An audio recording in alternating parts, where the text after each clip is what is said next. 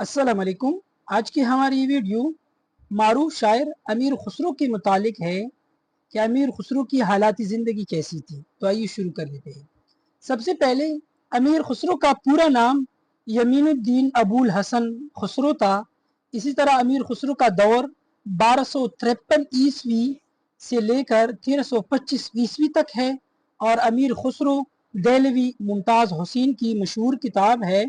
اسی طرح امیر خسرو ڈاکٹر وحید مرزا کی کتاب ہے، اور اسی طرح امیر خسرو کے فارسی دواوین کی تعداد 5 ہے۔ اسی کے ساتھ ساتھ تحفۃ الصغر امیر خسرو کا فارسی دیوان ہے۔ امیر خسرو کا جلال الدین خلجی نے امیر کا خطاب دیا تھا، یعنی کہ امیر خسرو کو جلال الدین خلجی نے یہ امیر کا خطاب دیا تھا، اور امیر خسرو کی تصانیف کی تعداد بقول حافظ محمود شیرانی وہ 99 ہے۔ اسی طرح مثنوی قران السعدین امیر خسرو نے لکھی ہے۔ اسی طرح مثنوی قران السعدین کا دوسرا نام درسفت دہلی ہے۔ اسی طرح مفتاح الفتوح یہ امیر خسرو کی مثنوی ہے، اور امیر خسرو کی دیوان کا نام وہ غرۃ الکمال ہے۔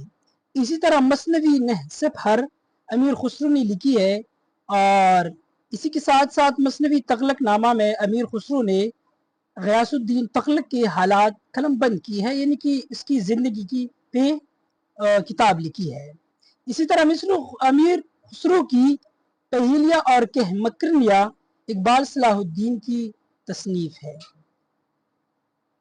اسی کے ساتھ ساتھ مثنوی آئین سکندری امیر خسرو نے لکھی ہے، اور خزائن الفتوح امیر خسرو کی نثری تصنیف ہے۔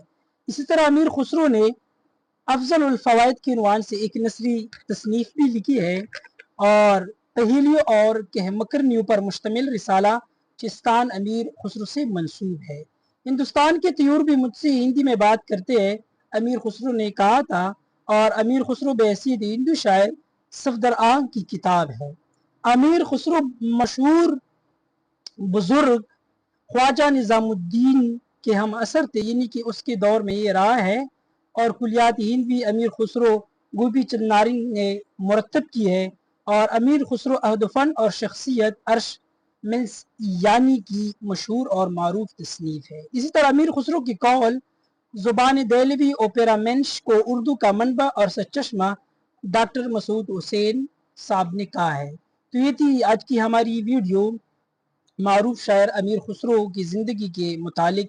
انشاءاللہ تعالی اسی طرح مختلف شعراء و ادیب کی زندگی پر انشاءاللہ ویڈیو ہم بنائیں گے اور آپ لوگوں کے ساتھ شریک کرتے رہیں گے۔ تب تک ہمیں دیجیے اجازت۔ اللہ حافظ۔